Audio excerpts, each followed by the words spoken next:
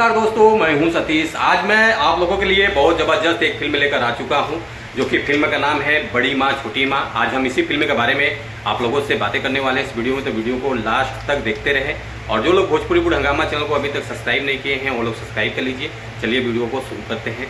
आज हम जिस फिल्म के बारे में आप लोगों से बात कर रहे हैं, फाइनली फिल्म रिलीज हुआ नहीं है, अभी होने वाला है।